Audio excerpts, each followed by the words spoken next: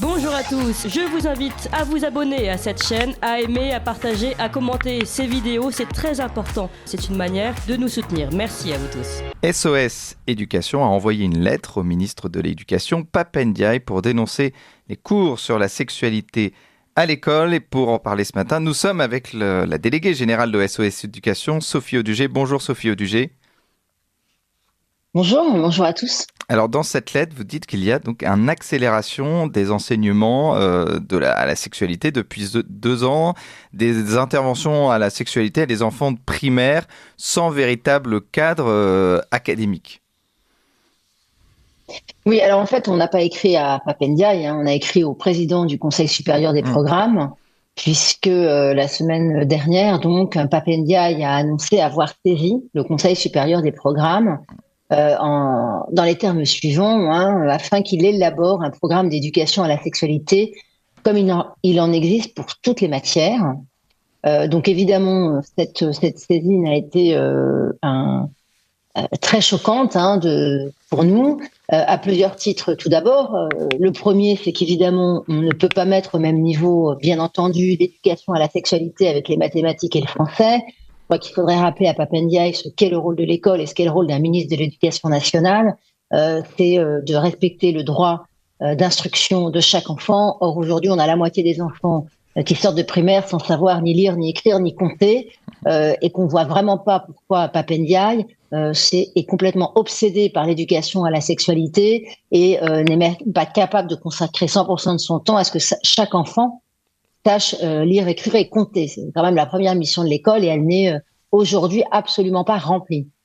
La deuxième chose, et vous l'avez rappelé aussi, c'est que cette éducation à la sexualité, qui est orchestrée par une loi qui avait une intention très différente et qui a plus de 20 ans maintenant, c'est que à partir de des classes de primaire, l'éducation nationale impose la tenue de 3 séances annuelles pour chaque niveau de classe, et que ces séances annuelles sont aujourd'hui déployées sans aucun cadre académique, mais surtout qu'un cap fondamental a été modifié, c'est-à-dire qu'on est passé de la prévention à des risques de maladie, de la prévention pour les abus sexuels, à une apologie du plaisir sexuel et à un rôle de l'école qui serait en charge, non pas comme le disait la chanson que vous avez passée avant notre sujet, c'est-à-dire d'expliquer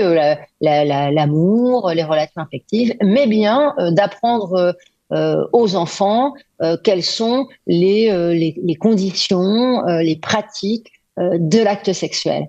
Et alors ça, c'est quand même un changement de cap absolument radical, pour lequel d'ailleurs les parents et les professeurs et surtout les professionnels de la santé de l'enfance ne sont absolument pas d'accord. Je veux dire, c'est extrêmement grave, c'est contraire à l'intérêt de l'enfant, c'est contraire évidemment à l'objectif de prévention contre les abus sexuels, et c'est contraire à tous les principes élémentaires de ce qu'est le consentement, qui doit être effectivement la base de toute information, sensibilisation des enfants sur ces questions-là. Or, depuis 2 ans, Pap Ndiaye n'a cessé de rappeler, depuis 2 ans, c'est d'abord Marlène Schiappa, et ensuite depuis 1 an, de manière extrêmement invasive, Pap Ndiaye contraint les établissements scolaires à mener ces séances sans qu'il y ait le personnel formé pour le faire, sans que les parents soient informés, et avec des dérives dans les écoles qui sont très importantes, puisque nous recevons nous-mêmes, ainsi que l'association Les Mamans Louves, qui est très présente sur le terrain et avec laquelle nous collaborons et nous coopérons actuellement sur cette question, des témoignages toutes les semaines, de très nombreux témoignages toutes les semaines, sur des propos tenus à des enfants qui constituent chez un enfant à l'âge de l'innocence une effraction psychique, un viol psychique. Donc c'est extrêmement grave ce qui se passe aujourd'hui. Les parents ne sont pas informés de ce qui se passe dans les écoles.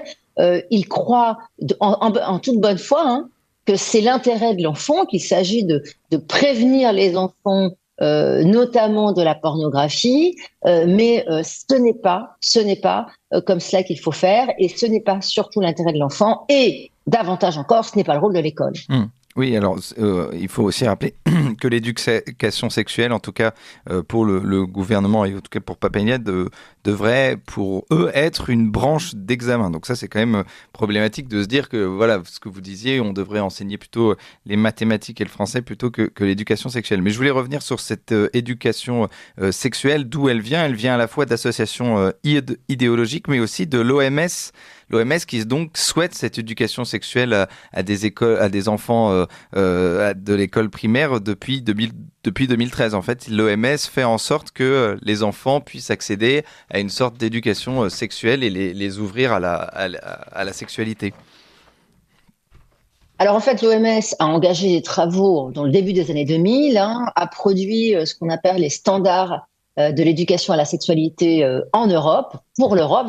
Il a produit un cadre formel, des grilles d'objectifs et de programmes qui sont tout à fait accessibles et qui montrent que pour l'OMS, il faut faire l'apologie du plaisir sexuel à l'enfant dès la naissance, donc avec des objectifs de transmission entre 0 et 4 ans, 4 et 6 ans, 6 et 9 ans, etc. Ce que j'ai souligné dans le courrier que j'ai adressé au président du Conseil supérieur de programme, c'est que ce que demande Pape Ndiaye, notamment de faire de l'éducation à la sexualité une matière comme une autre, à l'égalité des mathématiques ou du français, c'est que c'est effectivement un des éléments du programme de l'OMS qui a été à laquelle la France s'est associée, que la France a fait son objectif de santé publique, ce programme de l'OMS en 2013. Et dans ces programmes, l'OMS explicite de manière très claire que pour que l'éducation à la sexualité soit bien faite, il faut effectivement qu'elle en devienne une branche d'examen. Qu'on évalue les enfants sur leur connaissance en matière de sexualité. Ce qui est absolument invraisemblable, puisque évidemment, en faisant cela, on fait exactement l'inverse de ce que sont les principes élémentaires de la prévention, et qui doivent être reconnus par chaque enfant. C'est certainement pas de les éduquer à la pratique sexuelle, mais bien de leur donner quelques cadres fondamentaux, un cadre fondamental et quelques principes qui sont fondamentaux. Le premier étant que la sexualité entre un adulte et un enfant est interdite, que la sexualité est interdite entre des personnes de la même famille, que la sexualité sans consentement est un délit puni par la loi, que la sexualité relève de l'intime et que chacun a son propre rythme, que la sexualité c'est du privé en public, c'est un délit, et que la majorité sexuelle est fixée en France à 15 ans. Ce cadre législatif doit évidemment être transmis aux enfants et il doit être parfaitement connu et maîtrisé des enfants, ce qui n'est absolument pas le cas parce que tout simplement, c'est pas ce qui est fait. Or, il faut quand même rappeler à vos auditeurs que les abus sexuels chez des mineurs, et entre mineurs d'ailleurs, c'est quand même 10% des enfants, c'est-à-dire 2 à 3 enfants par classe. Or, ce que dit l'OMS, ça n'a rien à voir, c'est même contraire à ces principes-là. Pourquoi ? Parce que, selon ces travaux, l'enfant devient un sujet, un objet sexualisé, donc il serait à éduquer. Il est destinataire de contenus à caractère sexuel, soi-disant des contenus éducatifs, mais c'est surtout des contenus à caractère sexuel, qui lui sont dispensés par un adulte. Cet adulte a autorité sur lui, ce qui met en situation d'emprise et de soumission.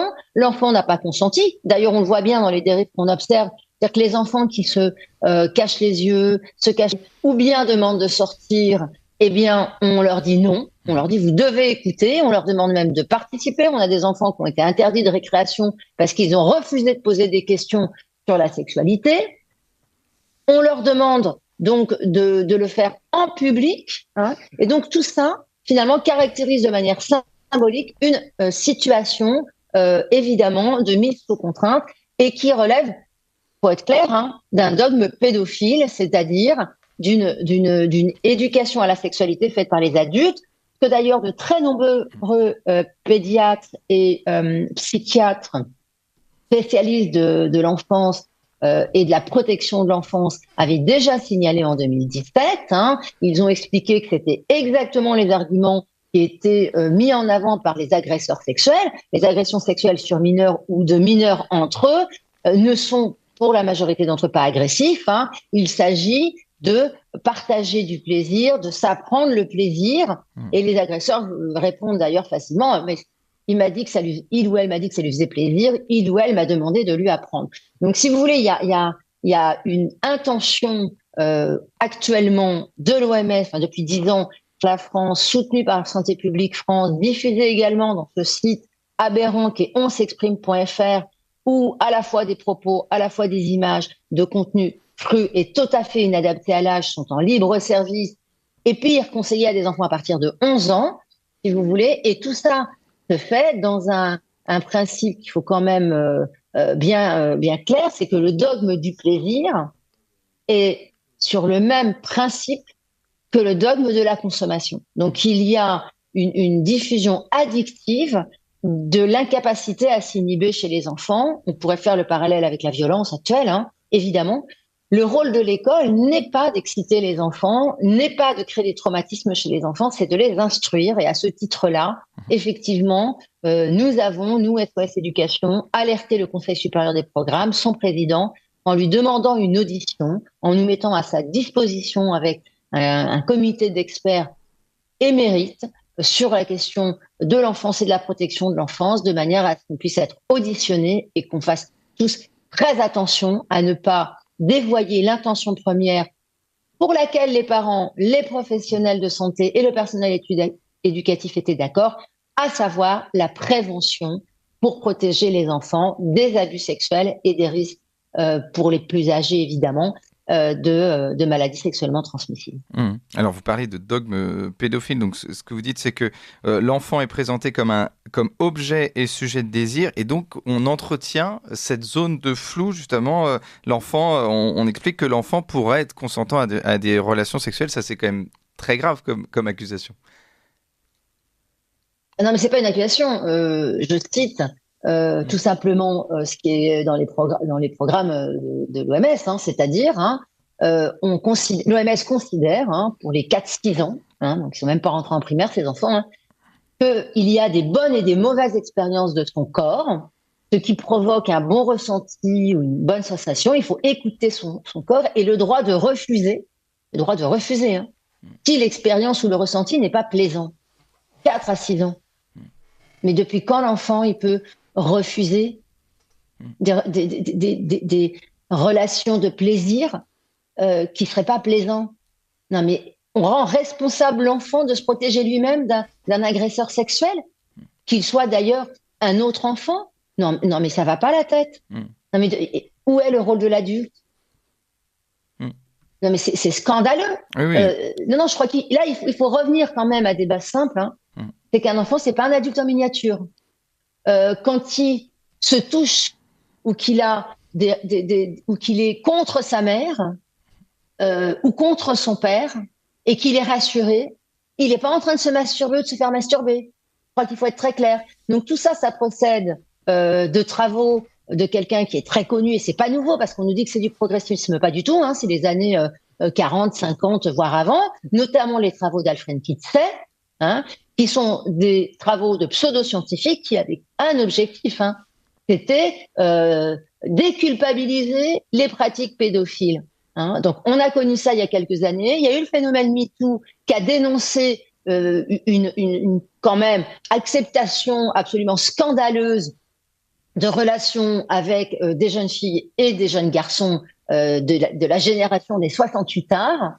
Et je veux dire, on nous remet là aujourd'hui l'éducation à la sexualité en nous faisant croire que l'enfant qui se masturbe à 6 ans, 7 ans, 8 ans, il éprouve du plaisir, il est conscient qu'il éprouve du plaisir et qu'il serait donc sujet et objet sexualisé. Non mais, je veux dire, on a fait tout ça pour en arriver à ce qu'aujourd'hui, on explique à des jeunes garçons ou à des jeunes filles, jeunes garçons, jeunes filles, à des enfants, c'est 7 ans, c'est 8 ans, c'est 9 ans, c'est 10 ans, la masturbation, la fellation, la sodomie. Non mais, franchement... Donc, ce qui est sûr, c'est que ces enfants, à cet âge-là, ils sont un âge où ils sont là pour apprendre, où ils sont en train, ça s'appelle la période de latence, entre 5 et 10 ans, c'est une période fondamentale du développement de l'enfant, à tout niveau, à la fois cognitif, à la fois affectif. Les enfants, à ce moment-là, ils apprennent sur eux-mêmes comment inhiber leurs pulsions. Les 3 pulsions, je veux quelque chose, je le vole, ben non. On voit bien ce que ça a donné avec les émeutes. J'ai envie d'une personne, je la viole, non plus. Et celui-ci, il me plaît pas, je le tape ou je le tue. Ce sont des pulsions de base. Et l'enfant, dans son processus de développement, va être conduit entre 5 et 10 ans à les inhiber. Il va les inhiber comment? Par le phénomène d'apprentissage et notamment par l'instruction. Alors si à ce moment-là fondamental du développement de l'enfant, l'école est assez idiote pour ne plus lui apprendre à lire, à écrire et à compter, mais lui apprendre que se masturber, eh bien, c'est très bien qu'il a tout à fait la raison de le faire, qu'il faut qu'il continue de le faire à 7 ans, à 8 ans, que d'ailleurs ses parents font pareil, et que toutes les pratiques sexuelles, eh bien, il n'y a aucun problème, ils peuvent les faire, ils n'ont pas à être gênés. Moi, je veux dire, c'est de la stupidité ou du machiavélisme qui laisse les enfants penser que le moindre plaisir doit être stimulé et qu'ils ne doivent pas inhiber quoi que ce soit. Et il y a évidemment un lien avec la consommation addictive, bien sûr, de pornographie. Donc, on n'en fait ni plus ni moins des consommateurs addicts de la pornographie préparée par l'école dès 7 et 8 ans. C'est scandaleux. C'est absolument scandaleux. Alors, je voulais revenir aussi sur d'autres associations. Vous parlez d'associations idéologisées. Alors, elles sont idéologisées évidemment à la propagande LGBT. Alors, ça sert aussi, cette éducation à la sexualité, finalement, à donc des associations LGBT de propager la propagande LGBT, de dire qu'il y a différents types d'amour et que finalement, ils devraient, dès 4 à 6 ans, se poser la question de leur sexualité, de leur orientation sexuelle. Alors, si vous voulez, ce qu'on dénonce dans ce courrier, c'est que ces standards ont été faits à l'origine par un premier groupe de travail qui a été constitué autour de 2001 ou 2004, j'ai plus la date exacte, mais ce groupe de travail composé de soi-disant 16 spécialistes, parmi les 16 spécialistes, il y avait 15 qui avaient des liens avérés avec des associations LGBTQI+. Et ça, c'est pareil, c'est quand même un problème. C'est-à-dire que l'on prenne 15 associations avec des liens et qui sont des activistes, des lobbyistes très actifs, à la limite, c'est la responsabilité de l'OMS, mais il faut le signaler. Vous voyez, que l'OMS ne soit pas capable, quand elle fait des travaux comme ça, de signaler les conflits d'intérêts des gens qui ont construit ces travaux, là, c'est pareil, il y a quand même un énorme problème dans la procédure de travail, si vous voulez. Donc, nous, il nous semble quand même important de le signaler, et c'est très simple, tout le monde peut le faire. La liste, elle est tout à fait citée dans le fameux document de référence, les standards à l'éducation sexuelle de l'OMS pour les pays d'Europe. Et vous faites ce qu'on a fait, c'est-à-dire qu'on prend les 16 noms, on regarde sur Wikipédia et les liens sont avérés. Donc ça, c'est un premier point qui est absolument scandaleux. Et ce que présentent les standards, mais dès le début des principes fondamentaux de ce travail, c'est les principes, dont on a déjà discuté ensemble à ce micro, d'autodétermination du ressenti de l'enfant. Donc on est toujours dans l'apologie du ressenti, l'apologie du plaisir, on se pose pas trop de questions, je ressens donc je suis. Et cette autodétermination du genre conduit les enfants à ce qu'on leur dit dès tout petit, tu sais, finalement tu ne sais rien de qui tu es, parce que tu es ce que tu veux, et ce que tu veux, tu vas pouvoir le découvrir au fil de ton évolution. T'as envie d'être une fille, t'es une fille, t'as envie d'être un garçon, t'es un garçon, et si par contre, eh bien, tu veux changer de genre, de sexe, avoir des relations sexuelles très tôt, c'est pas un problème, tu as tous les droits et c'est toi qui choisis et personne ne peut rien te dire. L'autodétermination, c'est que justement les agents externes, que ce soit tes parents, que ce soit tes professeurs, que ce soit des médecins, sont des personnes qui n'ont pas la compétence pour te dire qui tu es, qui n'ont pas la compétence pour te protéger et qui n'ont pas le droit de le faire. Donc effectivement, ces principes-là, on les retrouve dans l'éducation à la sexualité à l'école. Et c'est ce qui scandalise énormément de parents, c'est qu'à un moment très avancé, que ce soit 4 ans, 6 ans, 7 ans, 8 ans, on commence par dire aux enfants, de toute façon, le sexe est assigné à la naissance, qui est évidemment scientifiquement une aberration, et biologiquement encore plus, et que tu peux évidemment changer de sexe très facilement, ce qui est un mensonge, bien sûr. Tu peux avoir des plaisirs sexuels avec des personnes du même sexe que toi, etc. Ce qui est évidemment important à signaler, mais pas à 6 ans, pas à 7 ans. Je rappellerai quand même à nos auditeurs qu'on sait très bien que les prémices du sentiment d'une orientation sexuelle homosexuelle chez un enfant apparaissent vers 12 ans. On est en phase Pubertaire, certainement pas, c'était 8 ans, et que le jeune va valider cette orientation sexuelle entre 16 et 18 ans. Donc, aller en parler à des enfants de 6 ans, 7 ans, 8 ans, c'est juste totalement aberrant. Et évidemment prématuré. Et c'est une déconstruction. Merci beaucoup Sophie Audugé. On rappelle que vous êtes déléguée générale de SOS Éducation et merci de votre veille là-dessus sur ces cours à l'éducation nationale et puis de manière générale le travail que vous faites à SOS Éducation. Merci à vous.